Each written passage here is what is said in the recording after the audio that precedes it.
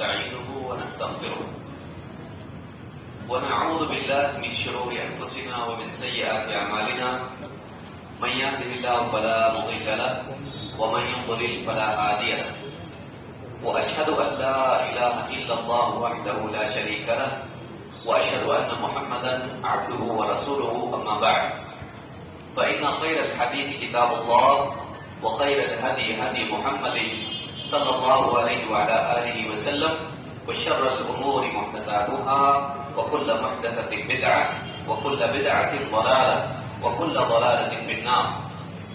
قال النبي صلى الله عليه وسلم نضر الله امرأ سمع منا حديثا وحفظه حتى يبلغه غيره. وقال جل وعلا قال رب بما أغويتني لأزينن لهم في الأرض ولأغوينهم أجمعين إلا عبادك منهم المخلصين. قابل احترام صدر مجلس میں موجود موقر علماء کرام، ذمہ داران جمعیت، میرے محترم دینی بھائیوں اور نوجوان ساتھی، ابلیس نے اللہ رب العالمین سے جب اللہ کے حکم کا انکار کرتے ہوئے کہا تو ایک بات کہی، قال رب بما اغویتنی لأزینن لهم فی الارض، اے میرے رب جب تو نے مجھے بھٹکائی دیا ہے تو میں بھی زمین میں ان کے لیے برائیوں کو خوبصورت بنا کر پیش کروں گا، باطل کو ان کے لیے مزین کر کے پیش کروں گا. لَأُزَيِّنَنَّ لَهُمْ فِي الْأَرْضِ وَلَأُغْوِيَنَّهُمْ أَجْمَعِينَ، اور ان سب کو بھٹکا کے رہوں گا.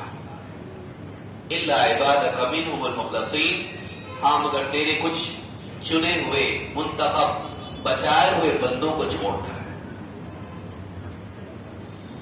ابلیس نے پہلے ہی سے اللہ سے وعدہ کیا ہے کہ وہ دنیا میں اللہ کے بندوں کو گمراہ کرے گا، ہدایت کے راستے سے ہٹا کر گمراہی کی طرف لے جائے گا. لیکن ابلیس کے گمراہ کرنے کے دو طریقے ہیں، اس کو یاد رکھنا چاہیے. ایک طریقہ ہے شبہات والا اور دوسرا طریقہ ہے شہوات والا. ابن قیم رحمۃ اللہ علیہ نے یہ دونوں چیزیں بیان کی ہیں. ایک طریقہ کیا ہے؟ شبہات کے ذریعے سے ایک انسان کو گمراہ کرنا. دوسرا ہے شہوات کے ذریعے سے اس کو دین سے دور کر دینا، گناہوں میں لگا دینا. شبہات کی بیماری یا اس کا فتنہ عقیدے اور دین کے اصول اور دین کے تصور کو بگاڑ دیتا ہے. شبہات کی وجہ سے، شبہات کس کو کہتے ہیں؟ ڈاؤٹس، ایسی چیزیں جو انسان کے دین کے بارے میں اس کے عقیدے کو، اس کے اصولوں کو، اس کی معرفت کو بگاڑ دیتی ہے. سمجھ میں نہیں آتا ہے کیا صحیح ہے.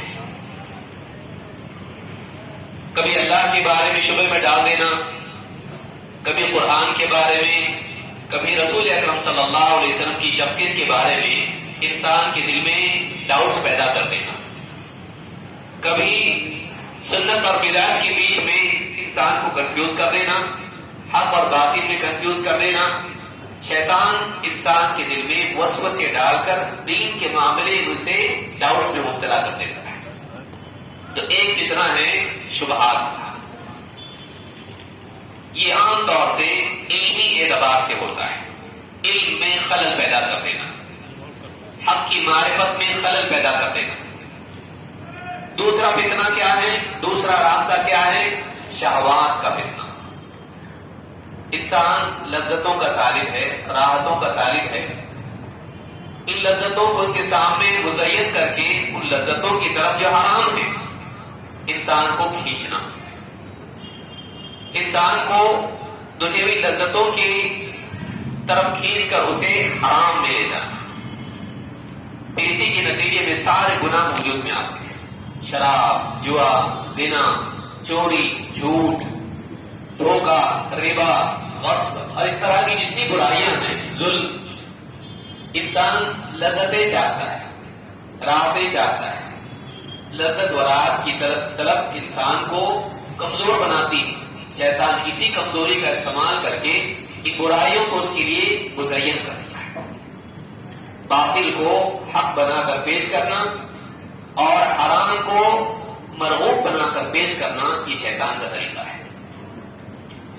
لیکن جو شہوات کا فتنہ ہے ایک اعتبار سے وہ اتنا خطرناک نہیں، کیونکہ انسان غلط کام کرنے کے بعد اگر اس کو دین کی صحیح سمجھ ہو، انسان اور بشر ہونے کی وجہ سے، بشریت کے تقاضوں کی وجہ سے غلطی سے ہو جاتی ہے۔ جھوٹ بول دیا، کسی پر ظلم کر دیا، مال ناجائز کھا لیا، زنا کا مرتکب ہو گیا، شراب پی لی، برائی کوئی اس برائی کا ارتکاب کر لیا، نفس سے مغلوب ہو کر گناہ میں مبتلا ہوا، لیکن فوراً احساس ہو جاتا ہے میں نے غلط کیا، میں نے اپنے رب کا حکم توڑا، میں نے غلط کام کیا۔ فوراً کیا ہوتا ہے؟ اللہ کی طرف لوٹ آتا ہے، اللہ معاف کر دے، مجھ سے غلطی ہوئی، آئندہ نہیں کروں گا۔ ہو سکتا ہے آئندہ پھر کرے، لیکن وہ اپنے مالک کو بھولتا نہیں، اپنی غلطی کے احساس کے ساتھ وہ ندامت کا شکار ہو جاتا ہے۔ یہ ندامت اس کے گناہ کو دھونے کا ذریعہ بنتی ہے، آئندہ گناہ سے بچنے کا ذریعہ بنتی ہے۔ شبہات کا فتنہ اس سے زیادہ خطرناک ہے۔ شبہات کا فتنہ کیا ہے؟ اس کو سنت کی بجائے بدعت کو سنت بنا کر پیش کر دینا۔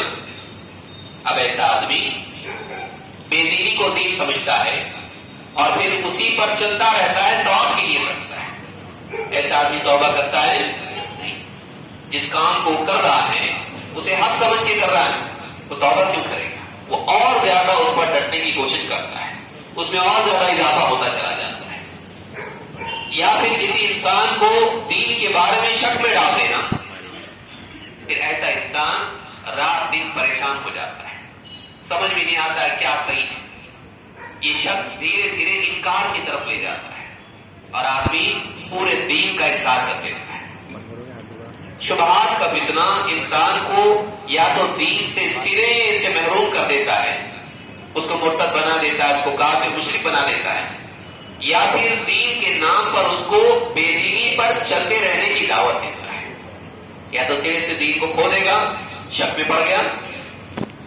کئی لوگ آپ دیکھیں اللہ ہے کہ نہیں، قرآن اللہ کی کتاب ہے کہ نہیں، یہاں تک چلے جاتے ہیں۔ خاص طور سے وہ لوگ جو دنیاوی تعلیم یافتہ ہوتے ہیں، دین کا سرے سے ان کو علم نہیں ہوتا ہے، اور مغربی بولنے والے جو ایتھیزم میں پڑے ہوئے لوگ ہیں، ملحدین ہیں، ان کی کتابیں، ان کے افکار سے وہ لوگ ان کا وابستہ ہوتا ہے، پڑھتے ہیں، سنتے ہیں۔ لیکن دوسرے وہ لوگ ہیں جو لوگ دینی علم کے شوقین ہوتے ہیں لیکن علماء سے دور ہوتے ہیں، جیسا کہ شیخ نے بھی بتایا۔ ایسے لوگ کیا کرتے ہیں؟ اپنے طور پر ادھر ادھر سب طرف سے پڑھنا شروع کرتے ہیں اور مختلف افکار، گمراہ لوگوں کی باتیں جب ذہن میں چلی جاتی ہیں تو کنفیوز ہو جاتے ہیں، سمجھ میں نہیں آتا ہے کہ واقعی حق کیا ہے اور باطل کیا ہے۔ بعض اوقات نیت یہ ہوتی ہے کہ ہم ان کی اصلاح کریں گے اور ان کا رد کریں گے، اور ان کا رد کرنے کے لیے ان کی باتیں سنتے ہیں، ان کی کتابیں پڑھتے ہیں، لیکن نتیجہ یہ ہوتا ہے کہ وہ بچانے کی بجائے خود ڈوبنے والے بن جاتے ہیں۔ شبہات کا فتنہ بڑا فتنہ ہے۔ شیطان نے کہا تھا قال رب بما اغویتنی لازینن لهم فی الارض، اے میرے رب جب تو نے مجھے بھٹکا دیا ہے تو پھر میں کیا کروں گا؟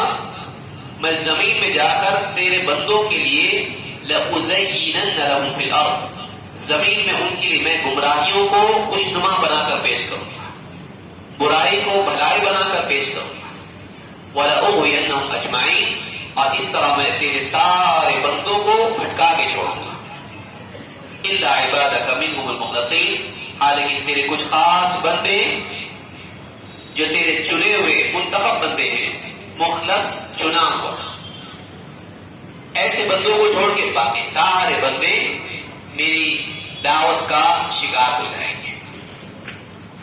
لہذا ایک انسان کو یہ بات یاد رکھنی چاہیے کہ گمراہی اکثر اچھی صورت میں آتی ہے، دیکھنے کے اعتبار سے غلط کیا ہے، بات تو صحیح ہے۔